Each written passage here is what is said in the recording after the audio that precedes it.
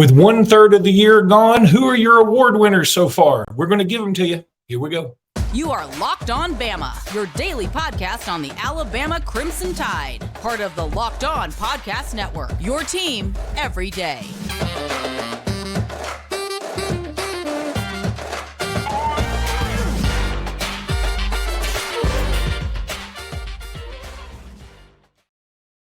Hey, everybody, and welcome back into Locked On Bama. Luke Robinson, that's me. Jimmy Stein, that's him. Jimmy, this episode is brought to you by Gametime.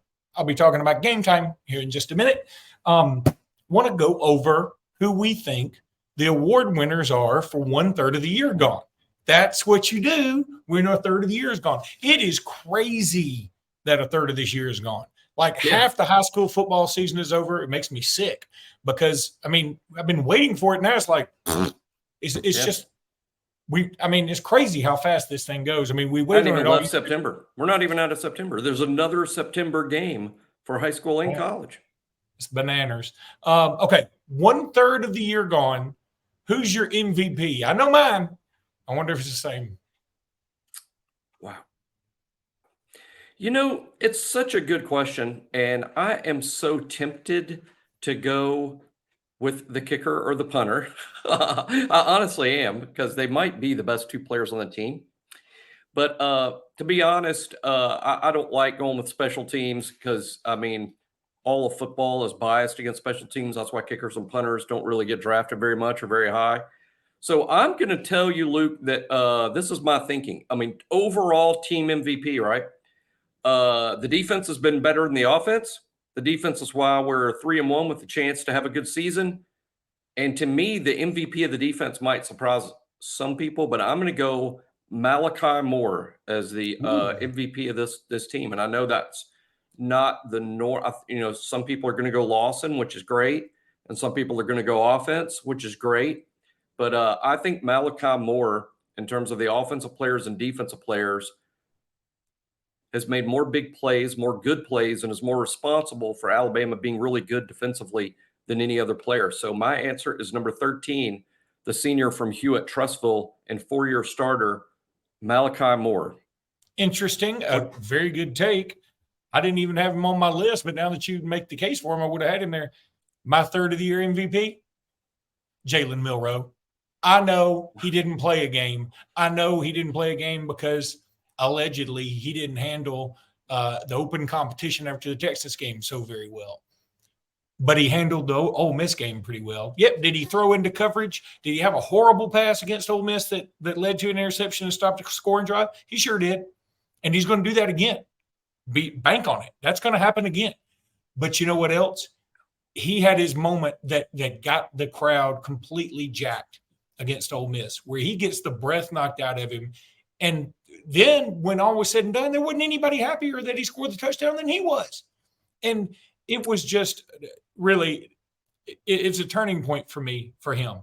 Jalen Milroe is now our ride or die. Like it, lump it, whatever. He's our ride or die. And he is, when you say MVP, look, that's most valuable player, right? Yep. Hey, we could probably replace Malachi with someone else and make it. We can get by.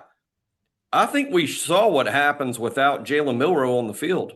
So that, to me, is the best case for Milroe, is we've kind of seen what happens when he's not out there. And I don't know that we'd be 3-1. I don't think we'd be sitting here talking about even the remote possibility we could finish 11-1 without Jalen Milroe. So I like your pick, man. I do. And, man, it's kind of a tough question, partly because no one is really just balling out. It's not a Bryce or a Will situation. But on the other hand, there's a lot of players on offense and defense and special teams that are playing really well. So it's kind of tough to pick between those guys. It's like, naming world's tallest midget. I don't know that we can say midget anymore. But, I mean, that's the old saying is like, that's great. Yep. I mean, you're the MVP of this team, but this team doesn't seem to be great. But maybe they don't have to be great this year. We've talked about this, and we might talk about it towards the third segment, about how college football, just the quality's not there this year. There isn't a dominant force out there. I think Alabama can beat anybody ahead of them, and I think they can lose to about 15 teams behind them. But now, let's separate this and say offensive MVP. If you want to go Jalen Milroe here, you can just say Jalen Milroe and move on. But my offensive MVP is a tie between, because I can't really separate them, Jase and Roydell. I think that both of them have had their moments in back-to-back weeks. Both of them look pretty good against Middle Tennessee. Neither one of them did much against Texas, but okay. I think both of them are doing well. If I had to lean, if you made me pick one, I'd probably go Roydell because I think his pass blocking is better. But it's close. I think Jase McClellan's the better running back threat. So I'm going to pick those as a tie. Since I didn't select Milroe as my overall MVP, I'm going to go Milroe offensive MVP for all the reasons I laid out about why you made a good pick. I mean, because we've seen what would happen without him on the field, and he has played really well. And if you care about things like QBR, he actually is pretty solid in that area. I would also just say that some other people I would consider are Jason Roydell sort of as a team, because I sort of see him as 1A and 1B and not as just two completely different players. I think they're sort of the same guy, and I mean it as a compliment. One other guy that might be a little more controversial is Tyler Booker. Booker wasn't out there for one game when the offensive line hit its low point without him. I think he's played pretty well when he's in there. He's the current SEC lineman of the week. I think Booker is our best player up front. I know J.C. Latham gets a lot of attention. I would say Tyler Booker is our best offensive lineman. And even a more out there pick, Luke, also would consider Jermaine Burton. I don't think Burton has put up the numbers to justify it, but I think if you watch Jermaine Burton play both as a pass receiver and as a blocker, he's tremendously improved. He plays like a leader. And whereas a year ago, I was scratching my head saying, I thought this guy might be better. I look at him now and I'm like, this is the guy I thought we were getting. This is this is a guy. He can help us. This is a guy that's arguably wide receiver one. I mean, he's really developed in his final year into a good player. Defensive MVP. I mean, boy, you make the case for Malachi Moore again. I'm going to go with Dallas Turner just because he's turned it up these last couple of the games so much. I would be tempted to go Kool-Aid, but honestly, he was burned a couple times against Texas, and he's had a couple of he had the snafu against South Florida that led to their only points. It feels like mentally he's not there yet. In fact, dare I say Terrion Arnold's playing better than he is right now? Is that is that crazy? No. I would say Terrion's more impactful. But one of the reasons Terrion has been more impactful is because I think teams still shy away from going at Kool-Aid, and Terrion's just in a position to make more plays because Kool-Aid sees fewer balls. But I like the Terrion pick. I like Kool-Aid. I like the Dallas Turner pick. Obviously, I went with Malachi Moore. Had Deontay Lawson not been hurt, I would go with Lawson, and it's not fair at all to the kid. But one of the reasons I didn't go with Lawson, Luke, is because I think he's likely to miss a few games with this ankle injury. And because he's going to be out for a while, I don't know that I want to pick him because he's just not going to be there. So I love Dallas. I love Braswell. Again, I think Terrion or Kool-Aid would all be good picks. But obviously, I'm going to say Malachi just because I thought he's overall team MVP. I think of all our defenders from play one until the most recent play of the season, Malachi's been our best defender. And then the top newcomer. You want to talk about something that's difficult? Number one, because I was so high on this class, and they may still be awesome. We're 4 games in. Let's not label everybody just yet. But Caden Proctor though he started, he's taking his lumps, so I can't put him there. It's easy to say Caleb Downs probably, but he's, right. People still remember Caleb Downs for getting trucked in that South Florida game. He does lead the team of tackles with 27, which is huge. Again, call me nuts. I'm going to say the top newcomer so far is Jalen Hale.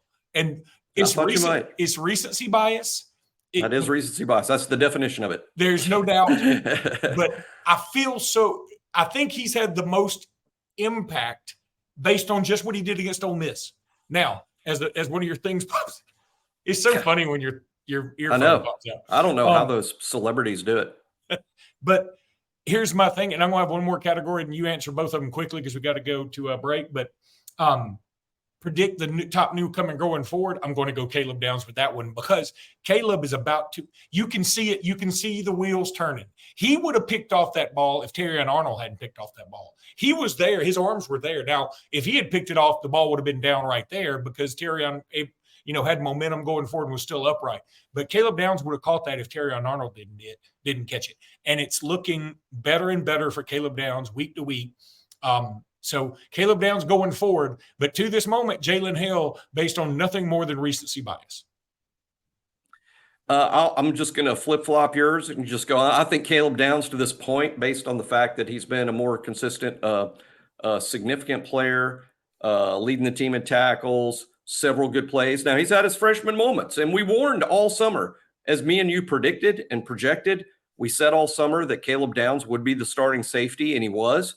And we also said, hey, he also deserves freshman moments. He's not superhuman, and he's had his freshman moments. I think he's going to be even better, just as you just said. He'll be even better. But to this point, I say Caleb Downs. And from this point forward, I was gonna go Jalen Hale, and I love the Hale pick, and he's clearly gonna be a dude. I mean, he's a dude. I'm gonna say that second half of the season, Caden Proctor sort of proves what he is. He's just had more freshman moments than Caleb Downs. But hey, all that means is he's human. It doesn't mean he's not living up to the hype, or he shouldn't have been a 5-star, or he shouldn't be starting. No, it means that he's human, and freshmen. Being a freshman and being new to college football, you're going to be exposed. That's just a fact. Jimmy, I want to tell everybody when we come back, wrapping up some Ole Miss stuff. But right now, I need to tell everybody about Gametime. Look, if you had problems getting tickets to the Bama game or Texas game, Bama Ole Miss game, Bama Texas game, whatever, or maybe you want to go see the Dolphins, use the Gametime app. I'm telling you, last-minute tickets, flash deals, zone deals. Easy to find and buy tickets for every kind of event in your area. Views from all seats, so you know exactly what you're going to be getting. Lowest price guarantee, event cancellation protection, job loss protection, all that stuff. They got it with Gametime. Gametime is the only ticketing app that gives you complete peace of mind with your purchase. See the view from your seat before you buy, so you know exactly what you're going to get before you get it. All-in prices show your total up front. Look, none of this, hey, these tickets are $75. And you go to checkout, oh, these tickets are $1,523.10 because there's a this fee and a that fee. Gametime ain't got all that. They ain't got time for all that. So buy tickets with seconds to go and right before the game. And then you can buy them in 2 seconds. So if you got 3 seconds for the game, you got 2 seconds to do your app. You got your tickets. It's easy. Gametime is awesome. Go check it out. Download the Gametime app, create an account, and use code LOCKEDONCollege for $20 off your first purchase. If you're going to the Mississippi State game this weekend, all you got to do is go to Gametime, use promo code LOCKEDONCollege for $20 off your first purchase. Terms apply. Again, create an account, redeem code LOCKEDONCollege for $20 off. Download Gametime today. Last-minute tickets, lowest price guaranteed. All right, Jimmy, we can wrap up the Ole Miss game here a little bit. I want to throw a few notes out there. First of all, Alabama, Mississippi State at 8 o'clock this weekend. Good Lord. Do they not understand that I have to do a scoreboard show until midnight? I drive to Birmingham afterwards, get into my bed, fall asleep by 2. Then I got to get up and coach my little girl's soccer team at 8. And then I got to watch college football and listen to my wife gripe about me watching college football. And then I got to watch us at 8, and I got to stay up for the whole thing. Are they nuts? And then I'm going to do the press conference again. I'm going to do the press conference right here on this channel. So be ready for that. But Alabama, Texas A&M was announced today, 2:30. I like that. I was kind of worried it's going to be a night game. I'm glad it's not. I think a day game is much better. I was not super impressed with Texas A&M. They are good. They've got dudes. And if we don't have Deontay Lawson, our depth's going to be a problem. You can give us an update on Deontay Lawson right now. But other than that update, is there anything else Ole Miss-wise you wanted to wrap up? Just a few things. I mean, I don't think I think there was a celebration. Here's one thing that maybe it was the bad performance against South Florida and struggling with Texas and losing that game. How about this overall feeling of it was a bit of a celebration after beating Ole Miss. So many wins during the Saban era have been more of a relief than celebration. Like, glad we got that behind us. And there's so much pressure to win every week by a lot of points during the Saban era. I was just excited for the players on Saturday. It just felt a little more celebratory. I think Coach Saban, well, even on his the Nick Saban show, I think showed how what kind of a good mood he was in. If people got to watch that clip of him diagramming the Ja'Cory Brooks block punt, and I think that feeling was kind of back a little bit. I think a lot of people were happy for Jalen Milroe, who sort of had this bounce back game after the benching. Just an overall feeling of positivity for the first time in a while. And that's what stands out to me. I also point out, I'm doing the rewatch thread on BOL, and Ole Miss scored a touchdown. And then when they got the ball back, Alabama forced a 3-and-out. And I think it's one of those quiet possessions that ended up deciding the game. Whereas right after Ole Miss's best drive of the day, Alabama forced actually a couple of short possessions for Ole Miss that produced nothing. And I think what the defense finally did, Luke, was the defense put an end to the idea that Ole Miss was going to create any momentum in this game. Even when Ole Miss had some success, Alabama quickly shut it down and sort of sending a message that, hey, your success today is going to be short-lived, because we've seen too many times the past couple seasons, Luke, where the other team gets on a little bit of a roll and Alabama can't come up with a stop, or Alabama scores and can't get a stop on the next possession. We saw kind of our defense put an end to that on Saturday, and that was really nice to see. Up mute. That's like 3 shows in a row. You were on like a streak of about 9 or 10 shows with no mute. Now we've got 3 mutes in a row, I think. What I was saying was Tennessee last year, LSU last year, Texas this year. I mean, yeah, we've done that a lot. I mean, and it used to be that was sort of our calling card. If we got ahead of you, it was over. And it hadn't been that way. So maybe we're getting back to that a little bit. I've seen some people point out that maybe the defense, I hate to say played better, because I want Deontay Lawson out there 100%. Right. But they played maybe a little more aggressively without him. I mean, some people pointed that out, and I didn't think about it. But now, maybe it's just because they planted the seed in my head. I'm like, yeah, they did sort of get after it a little more. Maybe they would have with Deontay out there too. Maybe it was just the coming of age of the defense for this year. I want Deontay Lawson back 100%. I love him. I think he's going to be great. But I think it's good that watching them pick up the slack for a fallen soldier, if you know what I'm saying. So where some people may read into that like, oh, maybe he's a weak spot. I read into it like, no, I think this is kind of what Alabama used to do. When somebody went down, somebody picked up the slack. And sometimes that person that picked up slack may even be better. So I'm hoping that that's what it is, because we need Deontay Lawson back. Nick Saban actually talked about this as much against Mississippi State. I mean, this is a different Mississippi State team we're going to be playing this week. And we're going to need all the help we can get. Jahad Campbell's coming off some injuries. Trez Marshall's fine. He's been pretty good. Kendrick Blackshear's coming on. But then you got Sean Murphy and you got Justin Jefferson, and neither one of them has played a ton. So your depth is beginning to take a bit of a hit. But, Jimmy, I'll tell you something. If you want to be a hit with your family, then you'll call DoorDash. Love me some DoorDash. I get it all the time. I really do. It's so easy. It's just so much easier than getting out on Highway 280. It really is. That's the whole thing for me. No doubt. If you're missing the syrup for your pancakes or just ran out of your favorite coffee creamer, with DoorDash grocery delivery, you can get what you want right when you need it. Love the convenience of getting what you want right to your door. I do. With DoorDash grocery delivery, you can stock up for the week or order last-minute cravings conveniently. Burnt your last piece of toast? Lord knows I've done that. Avocados going bad? I wouldn't know it, don't eat them. Or is the hot sauce bottle empty? That has happened to me. Try grocery delivery from DoorDash. You'll get everything you want delivered when you need it right to your door. Need fresh groceries for the week but don't have time to go to the store? Try grocery delivery from DoorDash.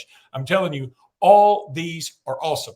Just go check them out. Get 50% off your first DoorDash order up to a $20 value when you use code LOCKEDONCOLLEGE at checkout. Limited time offer, terms do apply. That's 50% off, up to $20 off. No minimum subtotal, and the zero delivery fees. You have a delivery fee when you go get it yourself. You're using gas. It's your time. It's opportunity cost. So think about it that way. Whenever you worry like, oh my God, delivery fees. Yeah. If you have to go get in the car and sit on 280 traffic for 4 hours to go get a bottle of hot sauce, yeah, that's opportunity cost and gas lost in your life. So go check out the DoorDash app, and in the App Store, enter promo code LOCKEDONCollege. Don't forget this code LOCKEDONCollege for 50% off your first order with DoorDash. All right, Jimmy. Maybe not totally Alabama related, kind of, sort of. First of all, I think the first part is Lane, people talking about him being potentially Saban's successor. That I just don't see that happening. I'm just telling y'all. I just don't see it happening. I never have. Okay. I never have.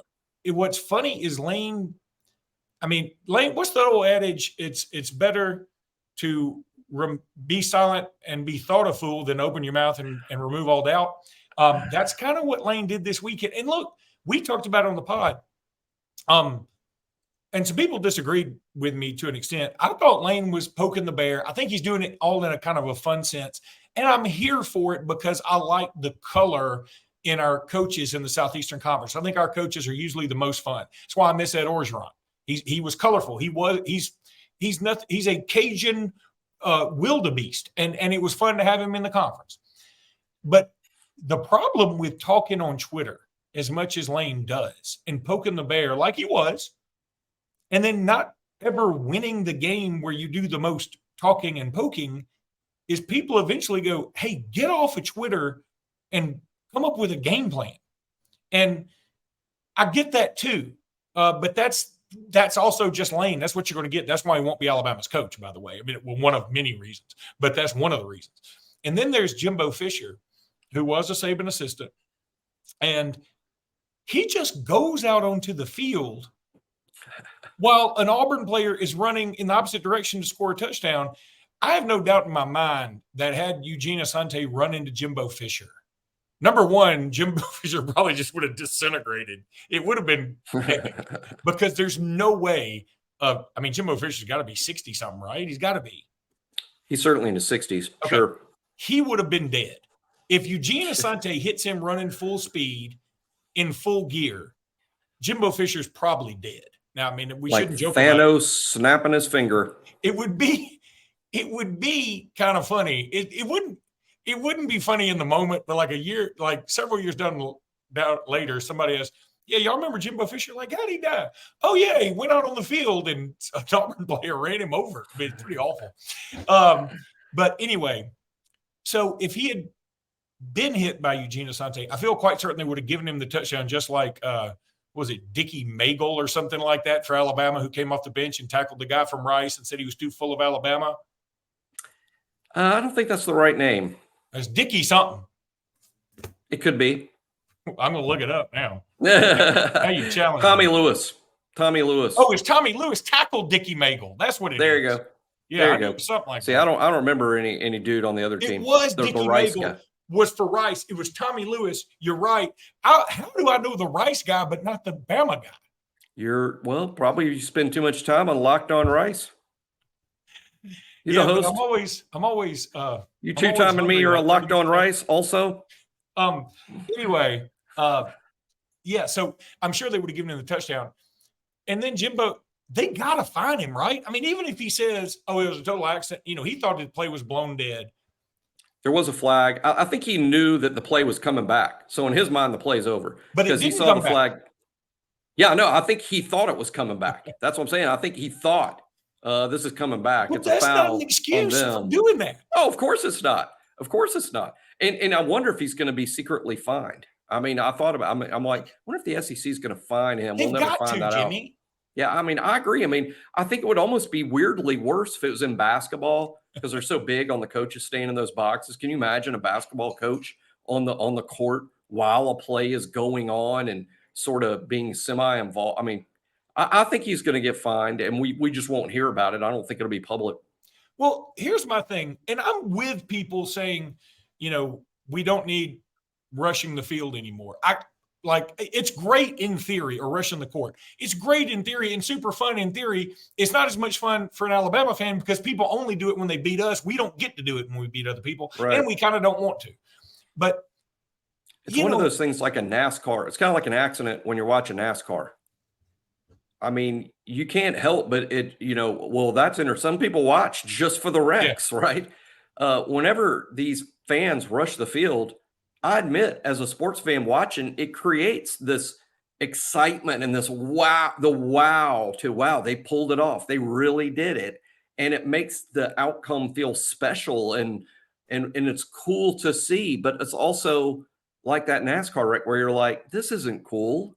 And Someone's going to get hurt well, if really bad. and if this we're is going to not fine good. schools for allowing people to rush the court, shouldn't we fine coaches for rushing the field in the third quarter? It was quite the very first time I saw the clip of Jimbo coming on the field during a play. At first I thought, I don't think I saw that. I'm like I didn't It's think so I saw stupid. it right because I'm like, I don't think I saw that right because it looked to me like he was literally being the 12th man and the A&M, is taking the It's 12th man stuff a little seriously. it's And just so then stupid. I remember there was a flag and I thought maybe Jimbo's like, hey, they threw a flag. This play doesn't count. It's not over. It's coming back. And like you pointed out, it didn't come back, but it's naturally coaches think penalties are always on the other team. Yeah, he looked kind of like a doddering old man out there. I mean, He was but even doddering. if they throw, here's the thing: he's been coaching football a long time, been around football even longer than that. I guess he played football back in the day. When in football ever have you seen a flag and everybody just goes, okay, everybody just get on the field and hang out until they figure out what to do? You got to blow the whistle. There was no whistle. Yeah, I'm on the sidelines for high school games here and there. Happens. And I get paranoid about getting run over or I'm not paying attention and I somehow get involved when I shouldn't be. I mean, I want to be when the few times I am on the sidelines at games, I prefer to be as invisible as possible. Like, or because I never, even the media or whatever, not really sure I should be out there. but I try to be invisible. And here's Jimbo Fisher being as visible as possible. What was the school that all the kids in Arrested Development went to? They said the school's motto was "Kids are neither to be seen nor heard." That was their motto. That's what Jimmy is on the side. But there's part of me, and I know this is my bloodlust. If we could go back in time and Eugene Asante could have run him over, and I'm not an Auburn fan, I would have been in that moment. And I could in my head, I see Jimbo flailing in the sky. And do you remember a few years ago when Derrick Henry stiff-armed a dude from Buffalo or something? And they kept showing the dude like he was in outer space. And then, he was like flying by historical pictures and stuff. It was funny. That's what it would have been. Like Jimbo Fisher he would have just been shot into the moon. It would have been high comedy. And I know he probably also sorry for him based on how dumb it was to wander out there. I mean, it's like he had a touch of dementia. Maybe it's just me. If you ever you're thinking about it, you're deep in thought, and then you come out of your thought, and then you're like, I don't remember walking into this room. I can't believe I'm in this room. I was deep in thought. I guess that's what Fisher is, deep in thought, and all of a sudden he sprang back to reality. He was like, oh, I'm inside the hash marks.